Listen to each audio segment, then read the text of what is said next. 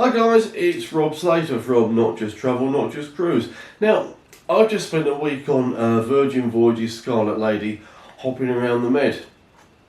Now, my previous cruising experience has been on the more traditional lines, and this is seriously not traditional. This was really outside of my comfort zone, so did I enjoy it? So let's start with the boarding process. Now, as I've mentioned in previous videos, my wife can walk short distances on the flat, but standing in queues, that's what really makes her back seize up really quite quickly. So I always book assistance at airports and cruise terminals. Now this means that we get wheelchair assistance right from the check-in desk, right the way through security, and usually straight to the cabin. On other cruises, other lines, I've been told what time my boarding time is. You know, you just make your way to the port for that particular time. On Virgin, you get to choose what time that you want to board. Now, obviously, they can only accommodate so many people within a given time slot. So once a chosen slot, say 2 o'clock, is taken, the next one will be 2:30 or 3 o'clock or whatever it's going to be. Now, because I'm used to being told of my time, I wasn't aware of this until quite late in the booking process.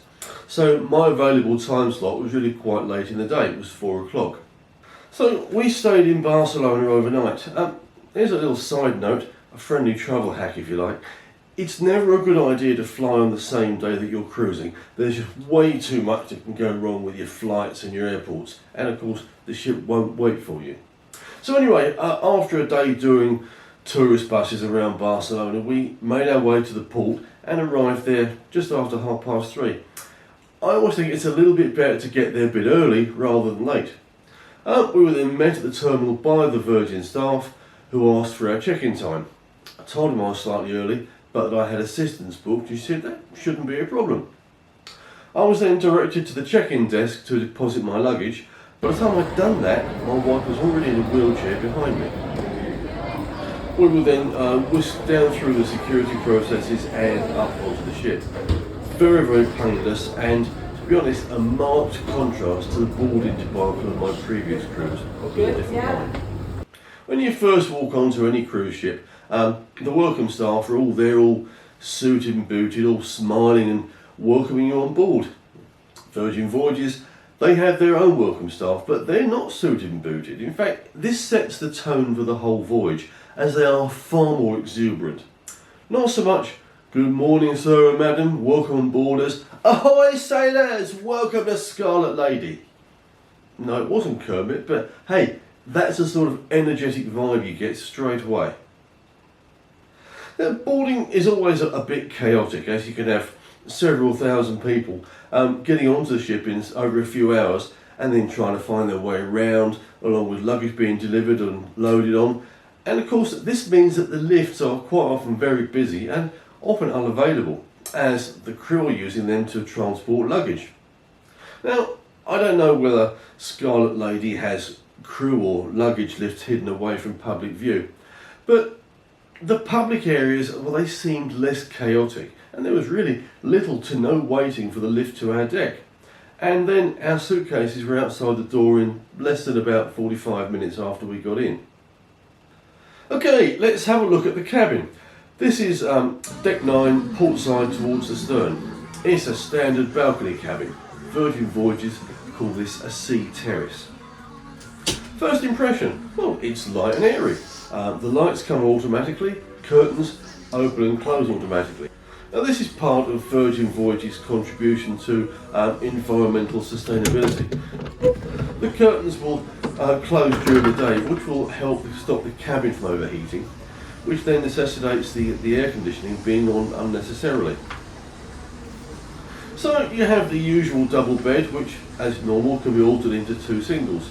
It can also become a day bed or a big sofa, and if you ask the cabin steward to rearrange it for you.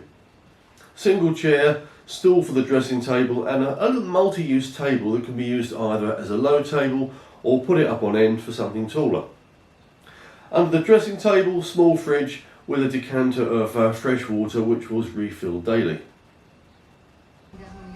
Looking at storage, well, there's a good amount of storage space here, both hanging and shelves. More than enough for just the two of us for a week. The hangers, I love the hangers.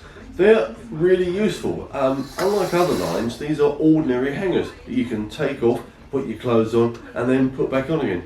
So much easier than the fiddly little things where you've got to feed it back into the, pain in the neck. So, moving on to the toilet or the shower. I have to be honest, this is, let me say, compact. The distance between the door and the sink is not much more than about 600 mil. So, let's say if you've got extra padding around the middle, it doesn't leave you an awful lot of room to manoeuvre. The shower is fantastic. It's a lovely sized cubicle, no clingy curtain, really simple to operate, 8-inch rainfall shower, which is just so refreshing. And then you've got a little handheld unit for getting to those little extra bits that the rainfall shower can't reach. Back to the cabin. You've got multiple USB ports either side of the bed and on the dressing table, so there's plenty of chance for you to charge your portable devices. Word of warning, if like me you're used to travelling on British cruise lines, you'll be used to having a UK socket in the room. Don't get caught out here, there are no UK sockets. You have several American and one European socket, so just make sure you take an adapter. So moving out to the balcony, the sea terrace. This is accessed via a sliding door, and again, it's quite compact. You've got 2 chairs and 1 small table, and then of course you have Virgin's famous hammock. Now the hammock's really quite comfy. Smile. My wife spent quite a lot of time sprawled in it. However, to me, well, the chairs really weren't that comfy. More than just a couple of minutes and your bum's going to go numb. So, watching the world drift by from your own terrace really isn't that much of an option on here. Now, one thing that was missing was a kettle. There are no tea or coffee making facilities in the cabin. Now, all your soft drinks, your cokes, your tonic water, normal tea and coffee, they're all free, and they can be easily obtained from the galley on deck 15. But to be honest, it's really a pain in the neck when you have to get dressed to go and get your first cup of tea in the morning. I mean, really, it's so much nicer to just park your bum in your PJs out on the balcony with a cuppa.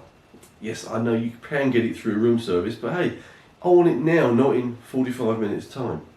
So, moving on to the ship itself. Now, Scarlet Lady holds a maximum of 2,700 or so passengers, or sailors as they call them, with around about 1,200 crew. Virgin Voyages are an adult only, or as they now choose to call themselves, kid-free, a premium line. The average age on a Virgin cruise is apparently late 40s to early 50s, but we saw people ranging from late teens and early 20s right through to the 80s. It really is the most multi-generational cruise I've seen. You have parents, grandparents and grandkids all together, but without the funfair rides that you get on some of the really big ships. Now the ship's broken up into so many different areas, all with their own decor, music and general feel. There's one quirky little area, a small room, that's dedicated to 1970s or 80s arcade games, things like Space Invaders and Asteroids. Just round the corner is the social club, done out like an American diner, with several huge TVs showing sports. Elsewhere you have a group of small rooms which are soundproofed, or you can have your own karaoke sessions. There really is what they call a hangout for everyone or for every mood, both night and day. Another unique space is the Manor. It's a nightclub really, accessed through a really interesting, almost psychedelic hallway, has its own bar and then a dancing or performing area. This is laid out over 2 floors and it's really a nice compact cosy little area. Elsewhere some of the bars or lounges have normal tables and chairs, others have what can only be described as day beds where you can just sprawl out completely. And of course you have your usual casino tables and your fruit machines. Now there are so many bars on Scarlet Lady, both inside and out, well it's hard to keep up. They all have their own vibe, so it's a case of this one doesn't suit you, walk round the corner and you'll find one that does. If you fancy something modern, there's something for that. Fancy something more traditional, there's a bar for that. If you fancy something a bit more sedate or serene, there's a bar for that. So while we're talking about drinks, now that there are two ways of buying your alcoholic drinks on Virgin. As I've already said, all your soft drinks are included in your fare. The only exclusion to that is specialty coffee. Now, you don't have a cruise card per se on Virgin. What you get instead, it's a wristband with a tag attached. This is your cabin key card and is also connected to your onboard account. So you can either pay as you go as you would in the normal bar, or you buy a drinks package. Guess what? This is not a drinks package in the way that you may know it from other lines. With a drinks package elsewhere, you have to buy the same package for everybody in the cabin. And even then, you've got quite a lot of restrictions as to what you can buy. Now, this is nothing like that. This is called a bar tab, and it's exactly what it sounds like. You simply put an amount of money behind the bar on your onboard account, and then every time you order a drink, it comes off that. Unlike a normal drinks packages, there are no restrictions on what you buy, how often you order it, or who you buy it for. Glass of beer for $8 or a bottle of vintage tequila for $5. The choice is yours. And of course you can top the bar tab up if you spend it all. As to the cost of drinks, I'd say you're probably paying London pub prices, so work it out from there. Now, many of the bars or lounges have a variety of live entertainment going on pretty much all the time, from soloists or duos to pop-up entertainment such as a close-quarter magician doing tricks in one of the bars. Yeah, phenomenal. The quality of the musicians is fantastic. Several guitarists whose skill was absolutely unsurpassed, and then a variety of accompanying singers performing a variety of musical genres, but all with their own unique interpretation. At the front of the ship you have the theatre, the Red Room. Now, this is a really interesting space. Unlike most ship theatres, they're laid out in a manner similar to land-based, this one is multifunctional. One day it'll be laid out in a traditional manner with the tiered seating down to the stage.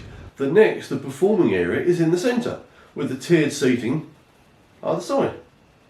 Now, this hosts a wide variety of performances on a daily basis. Go there every day and you can see something new. So, moving up to the decks, again there are a multitude of bars and sunbathing areas to choose from. Deck 7 is your promenade deck. This allows you to walk right the way around the ship. Now, this is a nice sociable walk. You can meander past sunbathers, a few deck games, of course more bars and eateries. More on the eateries in just a minute. As you head up towards the top decks, you'll find more Virgin Voyages uniqueness. There's an outside gym area.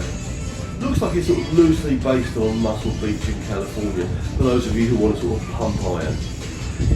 Up above is the famous running track, so if you feel like running off the excesses of the night before whilst taking in views of the ocean, this is the place to be. Talking of exercise, there is of course the well-fitted gym area with spin cycles and a good selection of running and exercise machines as well. Another extra, which is not extra, is yoga. This is included in your fare, as are the exercise classes. Continuing around the decks, you've got two pool areas with the obligatory bar, or two. A good amount of seating, both around the pool and then further away in the shade. Again, the type of seating, well, it's not your ordinary, what is on Virgin. You've got your sun lounges, but then further away you've got these triangular day beds. One thing that was noted, there's a time limit on unattended bags and towels. Basically, if the staff notice a chair or lounge has been reserved for 40-45 minutes without being occupied, they'll simply remove whatever's been there to reserve it and take it off to Lost and Found or Sailor Services. Carrying on around the decks, you come to the cabanas. Now, these are semi-enclosed private cabins that can be rented for your own use should you decide you really don't want to sort of mix with the riffraff. Then towards the front there's another area called Richard's Rooftop. Now, this is accessible only for those who have the suites, otherwise known as the Rockstar cabins. So let's talk about the food on Scarlet Lady. Well, really it's a case of where do you start? All cruise lines offer inclusive food, your normal breakfast, lunch, dinner, afternoon tea, supper, late night snacks, etc. But certainly all the sort of mainstream cruise lines have what they call specialty restaurants, which are normally at extra cost. Virgin Voyages have broken the mould on this. They have 5 specialty restaurants, all of which are included in your fare. They do need to be booked in advance. Obviously they are not huge restaurants and they need to manage the numbers. We ate in the Wake, which is steak and fish, extra virgin, Italian, pink agave, which is Mexican, and razzle dazzle, which has an American themed menu. Only ones we didn't get to this voyage was the Korean barbecue or the test kitchen, which by all accounts, unique. Now, 90% of the menu in these restaurants is included, but there are always a few really special extras that you can have if you really feel like pushing the boat out, pardon the pun. This one that really caught my eye, but I didn't partake, was a 32-ounce tomahawk steak, which from memory was about $75. Nice as that may be, I can feel my arteries clogging up at the very thought. Oh dear. So elsewhere on the ship have a variety of snack eateries, often attached to the bars both inside and out, all of which were having the most delicious nibbles. The main place to eat will be the galley on deck 15. Now this is, I suppose, Virgin Voyages' version of the buffet you might find on most other ships. But because this is Virgin, it's completely different. You have a noodle bar, you have tacos, you have a sushi bar, a salad bar, a 24-hour burger bar, one counter serving normal food, bread counter, and then of course a huge display of pastries, delicious sweets or desserts. But what's really unusual about all these food counters is that they're all freshly cooked and in situ. There's no central kitchen behind the counter. The tacos or noodles are cooked in front of you. The burgers are cooked in front of you. Pastries come out of the oven in front of you. And the food is delicious. But if you don't fancy any of that, there's a pizza place tucked away on deck 7. Walk in there, order your pizza from the menu, and it is cooked freshly for you, ready for you to eat there and then, or they'll put it in a box, you can take it back to your cabin or wherever you want. Then of course, if you want to wash that down with something sweet, you've got the ice cream stand, tantalisingly named Lick Me Till Ice Cream. Definitely a throwback to Virgin Voyages' original, somewhat risque beginnings. But you've got a lovely selection of very, very tasty ice creams. Let's talk about the staff, particularly the wait staff. On Virgin, they're called the crew, and well, they cover different eateries or bars at different times of the day. In common with many other lines, you'll see a waitress or a server helping in the galley at breakfast time in one uniform, and then in a different uniform in a bar in the evening. All other lines, it's been noticeable how many managers or supervisors are around, either watching or just chivying the staff on. Yes, obviously there are supervisors on this ship, but there seems to be less of them. And they're all dressed far less formally. Didn't see a single collar and tie. But the feeling that comes across from all the staff is they're all enjoying their work. Now, they're obviously incredibly helpful, but because there's enough of them to look after all the guests, the sailors, it gives them the chance to actually have a conversation with us. Other lines I've been on, well, they are so rushed, and as soon as you drink on the table, they are gone, they are history, other side of the room. Here, we're able to have quite pleasant and occasionally quite long conversations with several of our wait staff. Now, this obviously allows relationships to be built up between the customers and the crew. I saw quite a few wait staff being happily embraced by customers. This is sailors happy to see crew, and the crew happy to see the sailors again. Really very nice. There's a huge difference in the amount of nationalities of the wait staff here as well. Many other lines where it seems to be staffed solely by people from the Indian subcontinent or the Philippines. Here we have English, we had obviously lots of Americans, quite a few Japanese, but I saw Russians, Italians, and I believe I even overheard a French waitress. Something else completely refreshing was the staff appeared to be encouraged to be themselves. Many were displaying bright tattoos, many wore multiple earrings and had a wide variety of hairstyles. One more unique selling point on Virgin is Wi-Fi.